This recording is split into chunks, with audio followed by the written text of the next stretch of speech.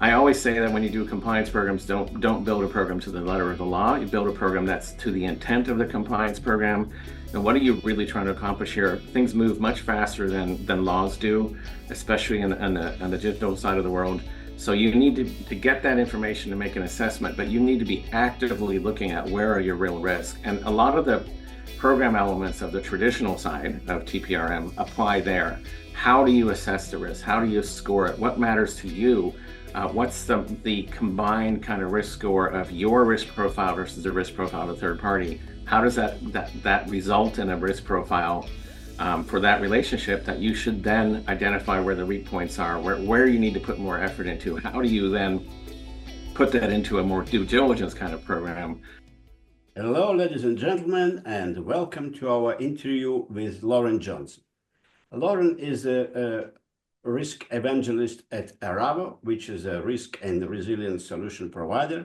And he has been with us a few times, and we spoke about risk management, GRC in general. Then we spoke about third-party risk. And today we will do a deep dive into third-party risk, more specifically on continued bifurcation of third-party risk management into cybersecurity and non-cybersecurity camps. But before that, Loren, could you remind our listeners about yourself, what you do, and what you guys at Aravo up to these days? Yes, thank you. Thanks for having me again, Boris. Nice to be here with you. Yeah, so I work at Aravo. Aravo is a third-party risk and resiliency vendor. We have a solution that I think is very innovative and serves a lot of the really high demand organizations in the world that often have multinational, large networks of third parties. We have customers that have hundreds of thousands, millions of third parties that they're trying to manage. We offer a risk assessment and risk management tool that is really second to none in the marketplace, and it allows people to make better informed decisions about who they work with, why they work with them, how they work with them, whether to work with them, and to best manage the risks that are associated with those third parties. And of course, the third-party risk landscape is constantly evolving. There's a lot of new regulations all the time, and a lot of new oversight from the market, from shareholders, from stakeholders who really want to have companies run better programs, be more accountable, be more transparent, and really just work with the right parties to get the businesses working well and more efficiently, effectively, and doing well. So yeah, I'm glad to be here. All right, fantastic. Thank you very much for this introduction.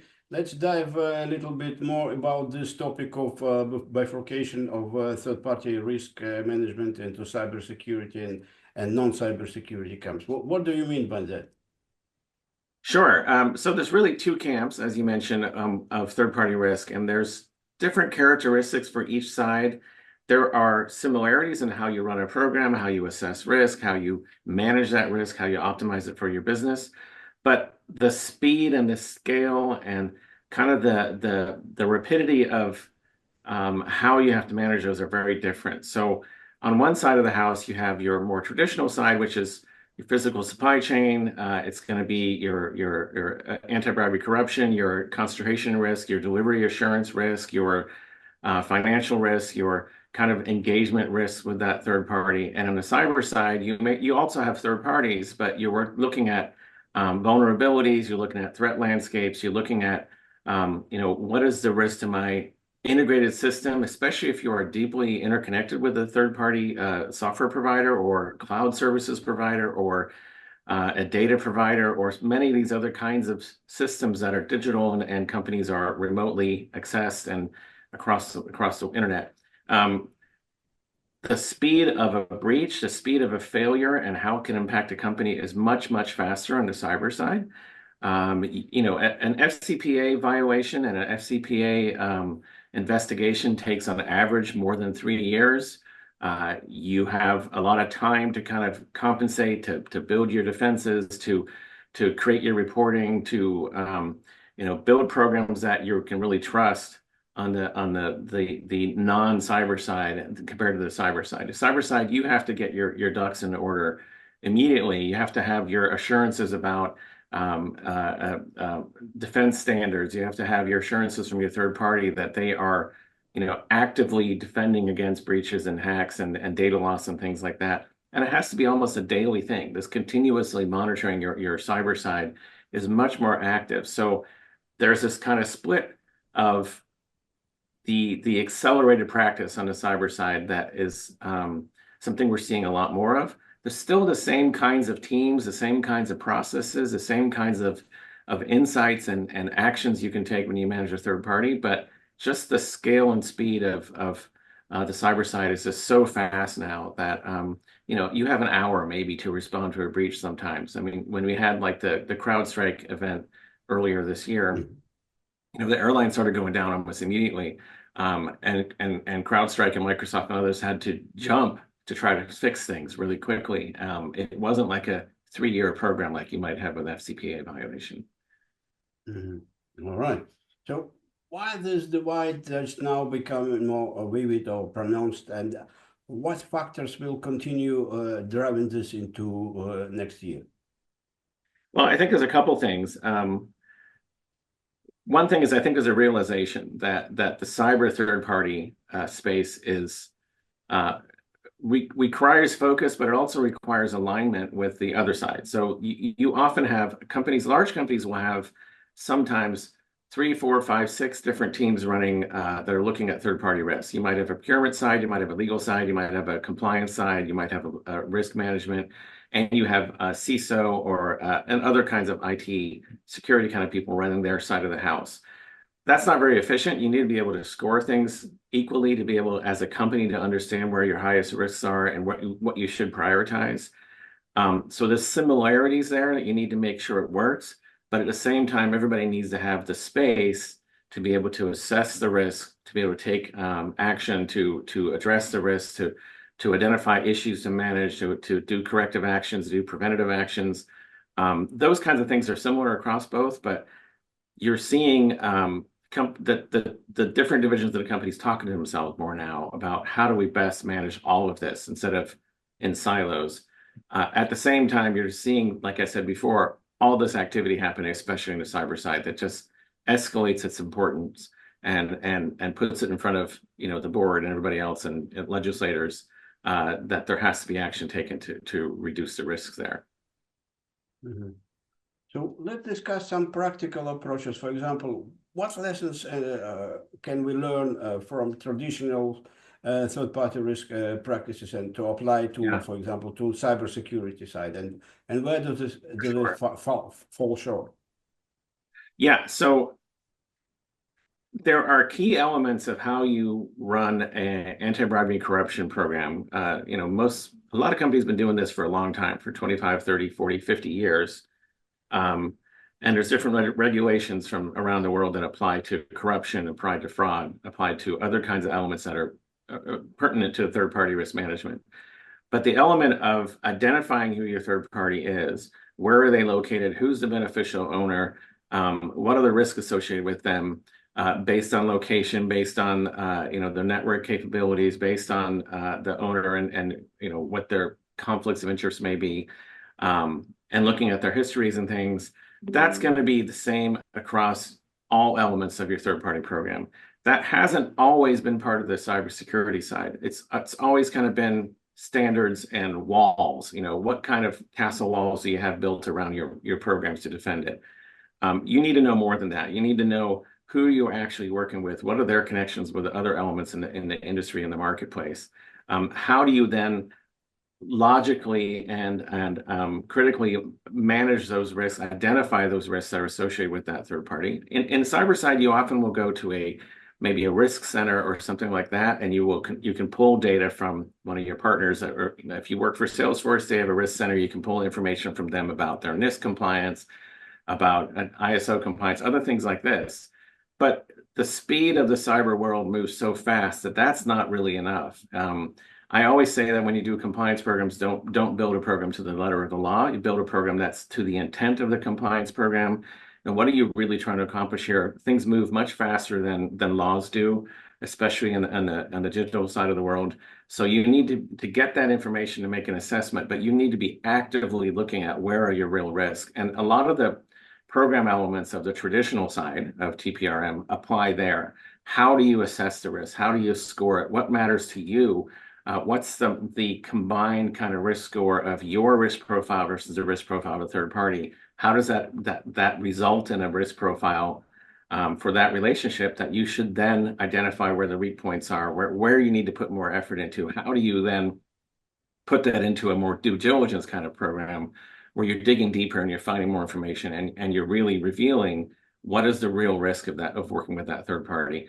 On either side of that equation, you're still doing those same steps. You're identifying inherent risk. You're putting your controls in place, and you're revealing your residual risk, and then managing that again to a point where it's acceptable to your business, where it meets your risk tolerance profile. Those kinds of practices apply to both sides of the house. I'm saying that the bifurcation is there is a scale and a scope and a speed that is differing on both sides, and that is getting more pronounced. That's becoming more understandable from my old when I was used to be a risk manager. I did these things that you described. Yeah, there are best practices that have been there a long time. So yeah. So let's discuss what the regulations, like DORA play in shaping third-party risk cybersecurity practices, and how can businesses stay ahead of this requirement? It's interesting. I think especially in Europe, there's more laws coming out about due diligence and about running a ethical supply chain. You know, the LKSG from Germany, which is ostensibly a German law, but has pretty much global reach about, run a more ethical supply chain, don't have forced labor in there, don't do, run a sustainable supply chain, things like this that are really important for businesses working in Europe. And it applies to anybody who's operating in Europe, which could be US companies or, South African companies, wherever they're from. They still have to abide by those laws if they're going to work in Germany and in Europe. The same kind of thing is happening with cybersecurity laws. DORA, they've been talking about DORA for 4 years. There are companies that are surprised about what's in DORA, but it's been out there for a long time and it's been coming. People should be aware of it. I think there's some curiosity on the US side about, well, does it really apply to US companies or not? I would say it does by two ways. One thing is if you're a US financial entity, which DORA applies to financial entities and third parties, ICT, the information communication technology, third parties for those companies in Europe. But if you're an international bank and you have operations in Europe, then it does apply to you because like GDPR, like LKSG, anybody who's working in that realm in Europe and serving European customers, the DORA restrictions, the DORA requirements apply to you. That also means that any ICT third party, even if they're US based and have no operations in Europe, if they support that US bank working in Europe, it still applies to them. So there's a much broader scope for DORA that's going to be realized by companies around the world. And the second thing, what I see happening is there's a lot of companies I've talked about, you have 5, 6 different teams that are running TPRM programs. The requirements in DORA say you have to have one program. You have to have one centralized registry of third parties and all that kind of thing. So you're going to see companies that are leveling up to what DORA requires because it's setting the standard. And so that's going to change a lot of third-party risk programs around the world, not just in the EU, not just EU financial companies. So that kind of legislation, which we're seeing more of, where it has a really broad application, applying to companies that may not think they're part of it, but actually are subject to it, that's going to change the landscape pretty rapidly, I think. And it's exciting because there's a lot of really good things in DORA about resiliency, about delivering services to your customers. If you have an outage at the third party or at the financial entity itself, how quickly can you get back up and continue to service your customers? And like I was saying about the speed of, the FCPA takes 3 years for investigations.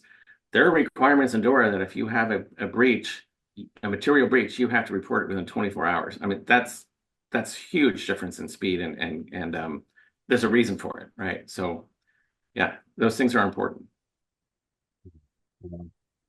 Thank you for describing this So let's do for some please describe some practical steps like that organizations can take now to strengthen their programs, so third-party risk, especially when balancing the management of both cybersecurity and traditional risk.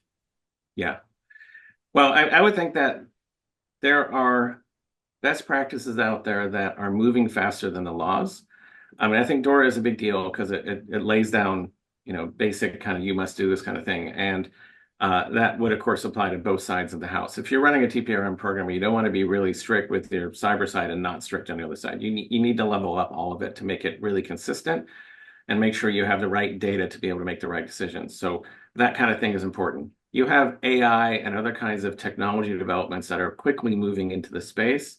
I feel like AI has a lot of opportunity in TPRM if it is executed well in closed systems, so you don't have leakage and you don't have break-ins, you don't have data poisoning from outside forces coming in and changing how your algorithm and your AI model works. So there's a lot of new kind of challenges in that space, and this is, of course, character of the market. Things change. I think that the best practices that we're seeing are evolving for a couple reasons. One is the legislation, regulators, and things like that. Another is that there's more expectations for people to do it right. There's when companies look at their programs and they see inconsistencies and they see third parties that are left out, or they may have a gap, and they may understand that they're putting themselves at risk by not having a more comprehensive program that really sees across all of the third-party relationships. That's a challenge that should be keeping people up at night. You want to make sure that you have everything under control, everything managed, and that means that the best practices should be applied. I think that you're going to see people who are kind of exploring what else they can do. They can do all this risk assessment stuff. They can do the scoring. They can prioritize the risk. They can take actions to reduce risk. And they're looking for applying what the regulators require, going farther than what they require, so you have a better intentional program that can deliver real value to your organization. It's a really interesting market.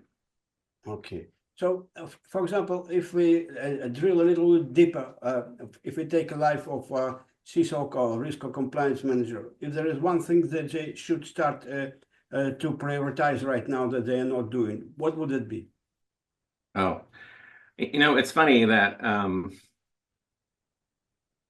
there's a lot of companies who have not yet taken this seriously, and they're putting themselves at unnecessary risk, not only for enforcement actions and investigations and things, but and cyber failures, but it's a beneficial investment for the business. It can drive positive outcomes, and I still see too many companies that are not investing in the right kind of software. And obviously, I market a software that does this. It's purpose built for it.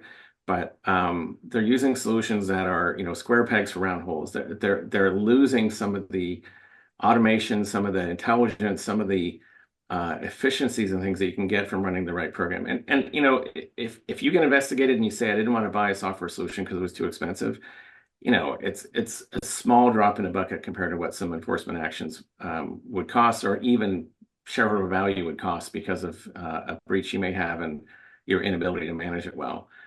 So I'm always surprised that there are businesses out there that are not yet investing in making this work for them. They don't have to start at the very top. They don't have to have a huge program in place. They can start with small kind of accomplishments. How do you manage your risk associated with fraud and compliance and corruption across your supply chain? How do you work to ensure that you can say you have a sustainable supply chain? You're not employing child labor. Those aren't that hard to accomplish, I would think, but you still have companies who are not yet there. Way too many companies. And on the cyber side, having the division of teams and programs and scoring and not being able to see a holistic approach to how you're managing risk across the whole landscape. Those are misses I think can be solved without a huge investment in people and program things. You can take these small steps and then grow fast and actually accomplish a lot. Set it out there, put a strategy out there, show the measurable impact, prove to your executives that this is a worthwhile investment, and then continue to move forward, because it really is a worthwhile investment. There's an awful lot of things out there that can be better managed if you put the right program in place.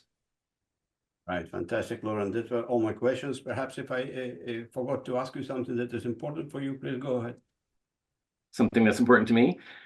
To our audience, sorry, and for you too, for your company.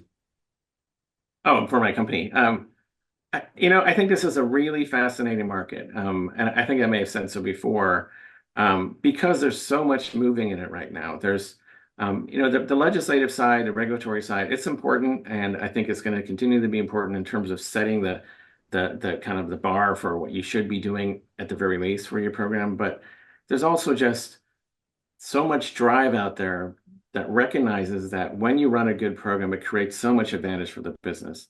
You can see, the market entry strategies you might have, like, oh, wait, well, we have these partners in Southeast Asia. They're going to enable us to produce more there. We're going to have better goods. We're going to have better quality. Might be, creating new kind of supply chains that are based on other risks, not just regulatory things, but tariffs and other things like this. You need to relook at what you're doing to be able to make the best decisions for your business. But there's just so much opportunity in running a good risk management program, third-party risk management program across your cybersecurity and across your traditional side, because it opens up so many doors if you do it well. There's so many partners out there that are willing to work with you and do the right thing. I think there's a big trend around the world where companies are understanding that being ethical, running a sustainable supply chain, all these things, safety and health, everything that's supposed to be in those equations can really deliver a lot of benefits. So I just find that when companies are slow to pick it up or resistant to pick it up, that they're not really viewing it the right way. I think they're viewing it as a cost center and a checklist or some other thing that's kind of burdensome, where really this is a strategic investment in the company and its long-term success. All right, thank you, Loren, again for your thoughtful interview, and I wish you success in your company, Aravo, and I hope we will meet again for another thoughtful interview on something different topic. Yeah, I look forward to it. Thanks for the opportunity. All right.